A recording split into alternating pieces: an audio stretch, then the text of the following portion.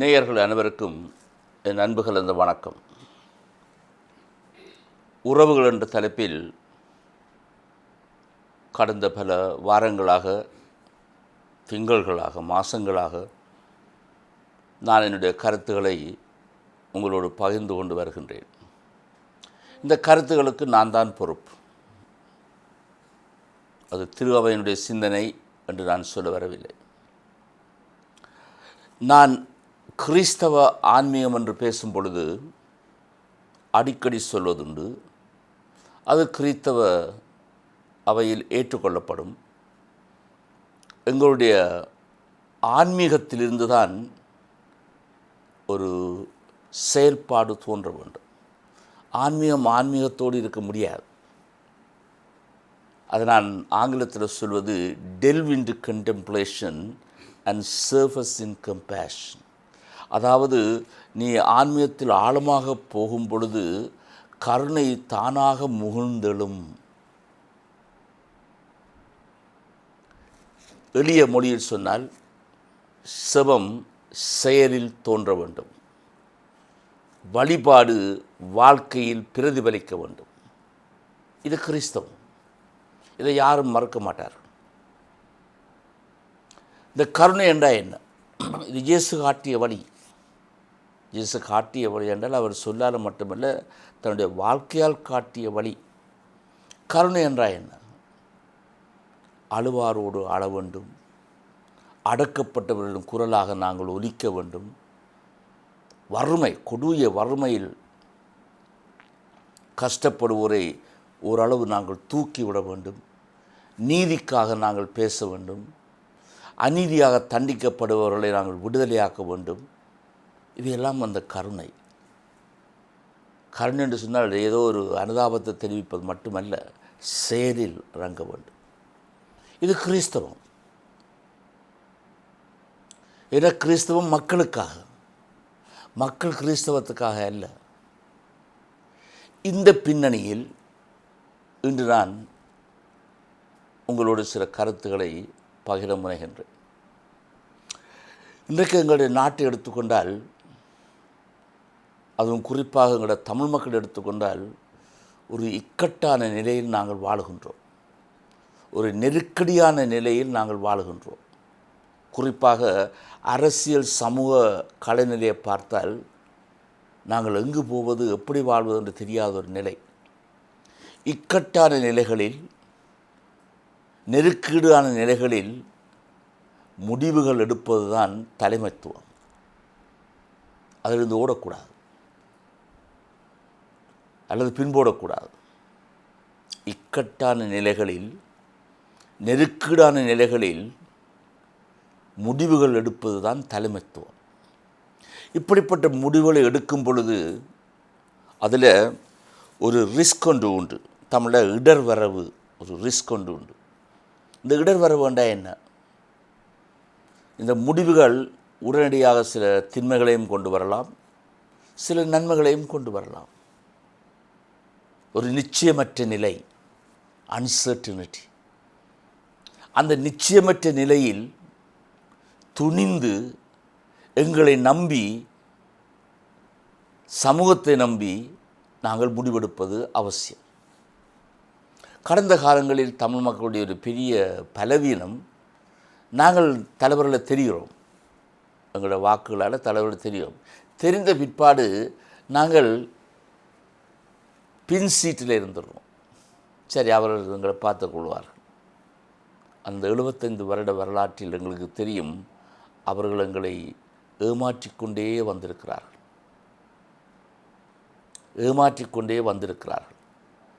ஒரு சில சொற்றரை திருப்பி திருப்பி சொல்லி சொல்லி எங்களை ஏமாற்றி விட்டார்கள். நல்ல காலம் வரும், நல்ல காலம் வரும், நல்ல காலம் வரும்.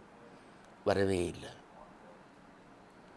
அப்போ சிங்கள மக்கள், சிங்கள அரசியல்வாதிகள் இனத்துவசம் பேசி எங்களை அடக்கி ஒடுக்கும் பொழுது நாங்கள் அவர்களை வெறுத்தோம்.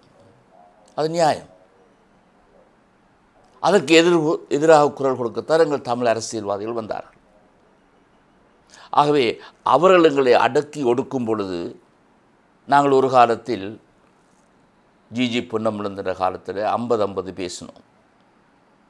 அது சரி வராது என்று அப்போவே தெரிந்தது. பின்னர் சமஷ்டி பேசணும். பின்னர் இது ஒன்றும் சரி வராது, தமிழீழம்தான் வேண்டும் என்று பேசணும். தமிழர் தாயகம் தமிழீழம். பின்னர் 13 பேசணும். இப்படி நாங்கள் பேசிக்கொண்டு வரும் பொழுது எங்களுடைய நிலம் பறிபோய் கொண்டு இருக்கிறது. சிங்கள மக்களுடைய குடியேற்றங்கள் ஏற்பட்டு கொண்டிருக்கின்றன. அதுவும் புத்தர் சிலையை வைத்துக்கொண்டு, ஆகவே அதுக்கு பின்னால் ஒளிந்து கொண்டு, அப்போ இந்த 75 வருட காலம் எங்களுடைய தலைமத்துவத்தில் நாங்கள் இழந்தது தான் கூடவே ஒழிய பெற்றது கிஞ்சித்தும் கிடையாது. ஆகவே சிங்கள தலைவர்கள் இனத்துவசம் பேச, பௌத்த சிங்களம் பேச, தமிழ் தலைவர்கள் தமிழ் தேசியம் பேச, அவர்கள் அந்த பக்கத்தில் ஒரு மேளம் அடித்தார்கள், இவர்கள் இந்த பக்கம் ஒரு மேளம் அடித்தார்கள். இடையில் கஷ்டப்பட்டது சிங்கள மக்களும் தமிழ் மக்களும். அவர்கள் கொள்ளையடித்தார்கள், தொடர்ச்சியாக கொள்ளையடித்தார்கள். அதை வெளிக்கொண்டு வந்தது தான் ஜேவிபி தலைமை. அதாவது முதலாளித்துவத்துக்கு எதிராக கொடி பிடித்தவர்கள் தான் ஜேவிபி. அந்த ஜேவிபியை பற்றி எங்கள் எல்லாருக்கும் தெரியும். 2 தடவைகள் கிளர்ச்சி எழுப்பி இந்திய இராணுவத்தை கொண்டு வந்து அடக்கினார்கள். சிங்கள அரசால் அடக்க முடியவில்லை. ஆகவே சிங்கள மக்களிடையே ஒரு இந்தியாவுக்கு எதிரான ஒரு எதிர்ப்பு எப்பொழுதுமே வந்திருக்கு. அது மட்டுமன்றி சிங்கள மக்களுடைய சிந்தனையில், நான் சிங்கள மக்கள் என்று சொல்வது பொதுவான சிங்கள மக்கள், இந்தியா என்று சொன்னவுடன் அவர் தமிழ் என்று தான் அடையாளப்படுத்துகிறார்கள்.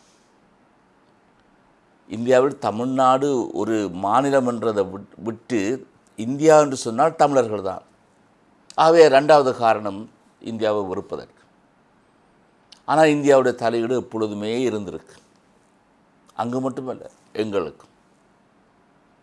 எங்களுடைய அரசியல்வாதிகள் பொக்குள் கொடி பேசி கொண்டிருந்தார்கள். அது பேச்சு தான். தமிழ்நாட்டால் எதுவுமே எங்களுக்கு செய்ய முடியவில்லை. சும்மா பொக்குள் கொடி பேசி கொண்டிருந்தோம். ஆனால் அவர்கள் அதை பெருசாக பேசவில்லை. தங்களுடைய அரசியல் நோக்கங்களுக்காக சிலவர்கள் பேசியிருக்கலாம். அப்போ இன்றைக்கு நாங்கள் என்ன செய்ய வேண்டும் என்றதான் பெரிய கேள்வி. கடந்த நேற்று முந்தநாள் பருத்தித்துறையில் மீனவர் சங்கம் கூடினார்கள். ஒரு அரசியல் தலைவர்களும் அங்கு அழைக்கப்படவில்லை.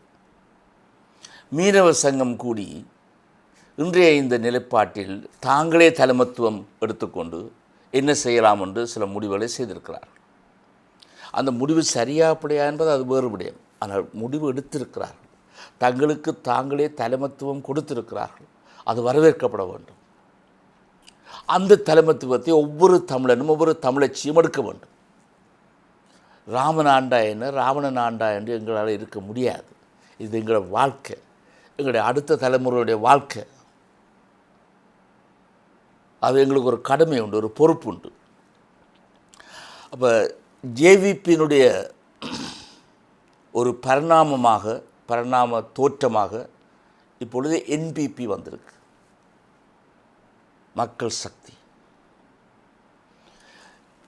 அதனுடைய பரிணாமமாகத்தான் என்பிபி வந்தாலும் அந்த ஜேவிபியுடைய மார்க்சிய சிந்தனை தொடர்ச்சியாக இருக்கு. அதில் அவர்கள் மாற இல்லை. அப்போ இவருடைய இந்த பரிணாம தோற்றத்தில், வளர்ச்சின்னு நான் சொல்ல விரும்புகிற தோற்றத்தில் ஒரு புதிய சிந்தனை உருவாகியிருக்கு. இது திடீரென்று தோன்றிய சிந்தனை அல்ல. சில வருடங்களாக தென்னகத்தில் நடந்து கொண்டிருந்தது எங்களுக்கு தெரியவில்லை. கிராமமாக போய் அவர்கள் நிறைய பிரச்சாரம் செய்திருக்கிறார்கள். அறகலையிலே அது ஒரு புதிய வடிவம் ஒன்று வெளியால் தோன்றியது. அதை சாதகமாக பயன்படுத்தி கொண்டு ஒரு மாற்றம் தேவை, முக்கியமான சொல், ஒரு மாற்றம் தேவை. இந்த அரசியல்வாதிகள் இந்த நாட்டை குற்று சுவராக்கி விட்டார்கள். ஒரு சில மக்களிடையே மட்டும்தான் இந்த அரசியல் தலைமத்துவம் இருந்தது. ஒரு காலத்தில் 2 கட்சிகள் மட்டும்தான், யூஎன்பி, எஸ்எல்எப்பி. அது தோற்றம், அது கொஞ்சம் இழந்து போய் பிறகு மஹிந்தாவுடைய கட்சி ஒன்று வந்தது, மொட்டு. ஆனால் அவருடைய பழக்க வழக்கங்கள் மாற்றம் ஒன்றும் இல்லை. சுரண்டி வாழ்ந்தார்கள். பயங்கர சுரண்டல். இது பொதுப்படையாக மக்களுக்கு தெரிந்தாலும் எப்படியெல்லாம் சுரண்டினார்ன்ற விவரம் எங்களுக்கு தெரியாது. இப்போ வந்திருக்கிற இந்த புதிய அரசு என்பிபி மக்களாட்சி பல இணையர்களை முன்னுக்கு கொண்டு வருகிறார். அதில் முக்கியமான ஒன்று புதிய பிரதமர். அவர் கலாநிதி பட்டம் பெற்றவர், சுயமாக சிந்திப்பவர், ஓரளவு நடுவு நிலைமையோடு சிந்திக்க தெரிந்தவர். இவர்களுடைய முக்கிய முன்னுரிமை கொடுத்த செயல்பாடு இந்த ஊழலை அழிக்க வேண்டும். இதற்கு ஐநா இப்பொழுது ஆதரவு கொடுத்திருக்கிறது, ஜப்பான் இப்பொழுது ஆதரவு கொடுத்திருக்கின்றது. இது சரியான பாதை, நாங்கள் ஆதரவு தருவோம். IMF கூட அந்த ஆதரவை கொடுக்கிறது. இதுவரை காலம் இந்த ஜனாதிபதியாக அனுரா வந்த காலந்தொட்டு இன்று வரை ஒரு குறுகிய காலத்தில் பல விடயங்களை அவர் செய்திருக்கிறார். இதெல்லாம் சிங்கள மக்களை கவருகின்றன. ஆகவே 50% கூட இவர்கள் எடுக்கவில்லை என்று சொன்னால், அதாவது முதல் வாக்கு, அடுத்த தேர்தலில் கூட நிச்சயமாக எடுப்பார்கள் என்று சிங்கள சமூகம் பெரிய அளவில் எதிர்பார்க்கிறது. பெரிய அளவில். இன்றைக்கு இந்த பேச்சுகளை கேட்டு அனுரா இங்கே வந்த பொழுது 2-3 விடயங்கள் எங்களுக்கு சொல்லியிருக்கிறார். ஒரு பேச்சில் அவர் சொன்னது, நான் சமஷ்டி தருவேன் என்று சொல்ல வரவில்லை, நான் 13 தருவேன் என்று சொல்ல வரவில்லை, நான் அது தருவேன் இது தருவேன் என்று சொல்ல வரவில்லை. சிங்கள தேசத்தில் ஒரு அலை ஒன்று வீசுகின்றது, அந்த அலை எங்களுக்கு சார்பாக வீசுகின்றது, அந்த அலையோடு நீங்களும் சேருங்கள், நாங்கள் சமத்துவம் பேசுவோம். எனக்கு இந்த சொல் பிடித்து கொண்டது. காரணம், ஜிஜி பொன்னம்பலம் காலந்தொட்டு நான் ஒரு அரசியல்வாதி அல்ல, ஒரு அரசியல் சிந்தனை உள்ளவன் அல்ல, ஒரு சாதாரணமானவன். ஜிஜி பொன்னம்பலம் 50-50 கேட்ட காலம் தொட்டு எனக்குள் ஒரு ஆசை, ஒரு ஆர்வம், ஒரு ஆதங்கம், யாராவது ஒரு தலைவன் அல்லது தலைவி இந்த மாதிரியான சமஷ்டிகள் கதைக்காமல், அடக்குமுறைகள் கதைக்காமல், பௌத்த சிங்களம் கதைக்காமல், ஓரினம், ஒரு நாடு, இந்த நாட்டில் நாங்கள் எல்லோரும் மக்கள், நாட்டு மக்கள், ஆகவே பிரிவினை பேசாமல் எல்லோரும் ஒன்றாக வந்து இந்த நாட்டை கட்டி எழுப்புவோம். நல்லபடியாக. அப்போ எங்களுக்கு ஒரு கேள்வி, எங்களோட பிரச்சனை என்ன, அதுக்கு தீர்வுண்டா? அதற்கு அவர்கள் சொல்லும் பதில், அப்படி ஒரு தீர்வை பற்றி நாங்கள் பேசவில்லை. நாங்கள் என்ன பேசுகின்றோம் என்று சொன்னால் சமத்துவம் பேசுகின்றோம். ஆகவே அரசியல் அமைப்பு புதுசாக உருவாக்கப்பட வேண்டும். அந்த புதிய அரசியல் அமைப்பில் எல்லோரும் ஒரு மக்கள், சிங்கள மக்கள், தமிழ் மக்கள், முஸ்லீம் மக்கள், பொதுவாக மலைய மக்களை பற்றி நாங்கள் பேசுவதில் அவர்கள் அதையும் சேர்த்து கொண்டார்கள். மலைய மக்கள் எல்லோரும் இந்த நாட்டு மக்கள், அவர்களுக்குரிய உரிமைகளை நாங்கள் கொடுப்போம். அப்போ என்னுடைய கேள்வி, சிங்கள மக்கள் எங்களை அடக்கிய பொழுது, ஒடுக்கிய பொழுது, அழிக்க முனைந்த பொழுது நாங்கள் தமிழ் தேசியம் பேச ஒரு தேவை இருந்தது. ஆனால் இன்று நாங்கள் எல்லோரும் சமத்துவம், எல்லாரும் ஒரு நாட்டு மக்கள் என்று சொல்லும் பொழுது நாங்கள் தொடர்ச்சியாக இந்த தமிழ் தேசியம் பேசிக்கொண்டே எங்கள் காலத்தை கழிக்கிற போகின்றோமா, இல்லை இவரோடு இணைந்து சேர்ந்து பங்காளிகளாக வந்து, பார்ட்டிசிபேஷன், எங்களுடைய உரிமைகளை பெறுவோமா என்பது ஒரு கேள்வி, எனக்கு ஒரு கேள்வி. இப்படி கேள்வி கேட்ட உடனே எங்கள் பலர், இவர்களுடைய பின்னணி தெரியாதா, இவர்களுடைய யாருன்னு எங்களுக்கு தெரியாதா, இவர்கள் எப்படி எங்கள் மக்களை வெறுத்தவர்கள், எப்படி இந்த மக்களுக்கு எதிராக செயற்பட்டவர்கள், அனுரா கூட எங்கள் மக்களுக்காக எதிராக செயற்பட்டவர், கிழக்கும் வடக்கும் ஒன்று சேரக்கூடாது என்று முன்னிலை நின்று சத்தம் போட்டவர் என்றெல்லாம் சொல்லுகிறோம். உண்மைதான். இல்லை, மனமாற்றம் ஒன்று ஏற்பட்டிருக்கிறது. அதற்கு நாங்கள் ஒரு வாய்ப்பு கொடுத்தால் என்ன? நாங்கள் இழப்பதற்கு என்ன இருக்குது? எல்லாத்தையும் இழந்துட்டோம். ஆனால் இவர் சொல்கிறார்கள், நீதி நிலைநாட்டப்படும், அரசியல் கைதிகளை நாங்கள் விடுதலை செய்வோம். காணாமல் போன மக்களை பற்றி விரிவாக பேசியிருக்கிறார் அனுரா. இந்த பெண்கள் வீதிதோறும் படங்களை கொடுத்து கொண்டு இருப்பது சரி, முறை, அவர்களுக்கு அது உரிமை இருக்குது. தங்கள் பிள்ளைகள் எங்கே, தங்கள் கணவர்கள் எங்கே, போரை பற்றி அவர் பேசவில்லை. போரில் இழந்தவர்களை பற்றி அவர் பேசவில்லை. சரணடைந்தவர்களை பற்றி பேசுகிறார். அது தெளிவாக்கியிருக்கார். நான் இதற்கு ஒரு பதில் கூறுவேன், ஒரு பதில் கட்டாயம் காணுவேன். இதுவரை நாங்கள் பார்க்கிற பொழுது சொன்னதை செய்து கொண்டு வருகிறார். களவெடுத்தவர்களே லிஸ்ட் வரும். இவர்கள் நாட்டை விட்டு ஓடாமல் 30 பேரோ 35 பேரோ நிச்சயமாக தெரியாது, 30 பேர் நினைவு ஏர்போர்ட்டில் கொடுத்துருக்கு. இவர்கள் தப்பி ஓடாமல் பார்த்து கொள்ள போகணும். இவர்கள் இந்த சொகுசு காரில் தான் கொண்டு வர சொல்லியிருக்கிறார். கொண்டு வந்தார்கள், பயத்தில் கொண்டு வந்தார்கள். சரி, இன்னும் கொண்டு வந்ததாக தெரியவில்லை. இப்போ புதுசாக ஒரு பிரச்சனை வந்திருக்கு, இந்த பார் லைசன்ஸ். இதுவரை காலமும் நாங்கள் நினைத்தது இது சிங்கள மக்களுடைய பிரச்சனை, எங்களுக்கு அல்ல என்று. இப்பொழுது பார்த்தால் இந்த பார் லைசன்ஸ் தமிழ் தலைவர்களுக்கும் கொடுக்கப்பட்டிருக்கிறது. யார் இந்த தலைவர் என்று வெகு சீக்கிரம் தமிழ் மக்கள் அடையாளம் காணுவார்கள். இப்படி கொத்தவர்கள் தான் எங்களோட தமிழ் தலைவர்களா? இப்படி கொத்தவர்கள் தான் எங்களுடைய விடுதலை பேச இவருக்கு ஏதாவது உரிமை இருக்கா? விடுதலை என்று சொல் ஒரு ஆன்மீக சொல், ஒரு சாதாரண அரசியல் சொல் அல்ல. விடுதலை என்றால் freedom, inner freedom, external freedom, ஒரு விடுதலை. அப்படி கொத்தோட விடுதலை பேச இவர்களுக்கு லாயக்கு கிடையாது. இவர்கள் கேவலம் கெட்டு போயிருக்கிறார்கள். அப்போ எங்களுடைய ஒரு புதிய சிந்தனை ஒன்று உருவாகி கொண்டு வருகின்றது. நான் கேட்டறிந்த அளவில் கிட்டத்தட்ட எல்லா தமிழ் மக்களும் இந்த இன்றைக்கு இருக்கிற தமிழ் அரசியல்வாதிகளில் எங்களுக்கு நம்பிக்கை இல்லை என்று பொதுவாக ஒரு சிந்தனை உருவாகி கொண்டு வருகிறது. அந்த நேரம் எங்களுக்கு ஒரு மாற்று கருத்து தேவை, ஒரு மாற்று திட்டம் தேவை.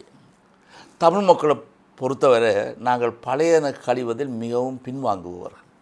பாரம்பரியம் பாரம்பரியம் பாரம்பரியம் என்று சொல்வதில் நாங்கள் முன்னிலை நிற்பவர்கள். பாரம்பரியம் கூடாது என்று நான் சொல்லவில்லை. அந்த பாரம்பரியத்து பழக்க வழக்கங்கள், அந்த பாரம்பரிய சிந்தனைகள் இன்றைய நாளுக்கு, இன்றைய நேரத்துக்கு, இன்றைய காலகட்டத்துக்கு, இன்றைய கலைநிலைக்கு பொருந்துமா? பொருந்தாவிட்டால் நாங்கள் மாற வேண்டும். அவை எங்களுக்கும் ஒரு மாற்றம் தேவை. சிங்கள மக்களிடையே மட்டுமல்ல மாற்றம், எங்களுடைய ஒரு பெரிய மாற்றம் தேவை. பழையன கழிந்து புதியன புகுதல் அவசியம். அந்த மனமாற்றத்தில் நாங்கள் இந்த நாடாளுமன்ற தேர்தலை எப்படி அணுகப் போகின்றோம்? ஆகவே இந்த பழையதை எப்பொழுதும் விமர்சனம் செய்து கொண்டே இருப்பவர்கள் கூட இருக்கிறார்கள். அவர்கள் விமர்சனம் செய்து கொண்டே இருப்பார்களே ஒழிய ஒரு புதிய திட்டத்தை இதுவரை முன்வைக்க இல்லை. ஆனால் மக்கள் ஒரு புதிய திட்டத்தை முன்வைக்க ஆரம்பித்து விட்டார்கள். அனுரா ஜனாதிபதி தேர்தல் நின்று யாழ்ப்பாணம் வடக்கு கிழக்கெல்லாம் வந்த பொழுது அவருக்காக தேர்தல் பிரச்சாரம் செய்தது தமிழ் மக்கள் யாரும் கிடையாது. அப்படி இருந்தும் அவருக்கு வாக்குகள் கிடைத்திருக்கின்றன தமிழ் பகுதிகளில். அது என்னத்தை சொல்லுகிறது? மக்கள் ஒரு மாற்றத்தை விரும்புகிறார்கள். அதை நாடி பிடித்து பார்த்து நாங்களே எங்களுக்கு தலைமைத்துவம் கொடுப்போம், எங்களுக்குள்ளே உரையாடுவோம், எங்களுக்குள்ளே சிந்திப்போம், எங்களுக்குள்ளே ஒரு புதிய சிந்தனையை கொண்டு வருவோம். சிங்கள மக்கள் எப்படி ஒரு புதிய சிந்தனையை கொண்டு வந்தார்களோ, எப்படி ஒரு மாற்றத்தை விரும்பி அந்த மாற்றத்தை இன்றைக்கு விரும்புகிறார்களோ, அதே போன்று நாங்களும் ஒரு மாற்றத்தை கொண்டு வர வேண்டும். அந்த மாற்றத்தில் தான் உறவுகள் வளரும். இதுமேற்பட்டு நாங்கள் இந்த ரெக்கன்சிலியேஷன் அதெல்லாம் பேசி களைச்சி போனோம். தமிழ் தேசியம் பேசி களைச்சி போனோம். அது செல்லா காசாக போய்விட்டு, அதனால் எதையும் நாங்கள் சாதிக்க இல்லை. வேறு மொழி பேசுவோமா? மாற்று திட்டத்தில் வேறு மொழி பேசுவோமா? அந்த பேச்சு பரவலாக்கலாமா?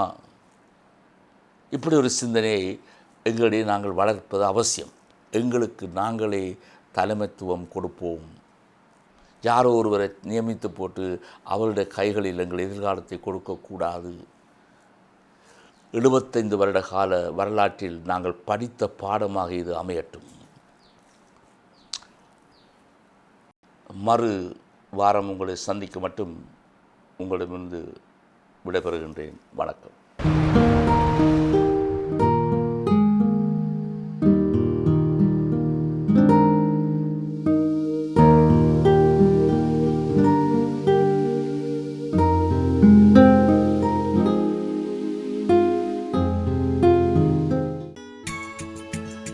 ஹோலி மேடையில் புத்தம்புது நிகழ்ச்சிகளை உடனுக்குடன் பார்த்து மகிழ எமது ஃபேஸ்புக் மற்றும் யூடியூப் பக்கத்தை லைக் செய்யுங்கள்.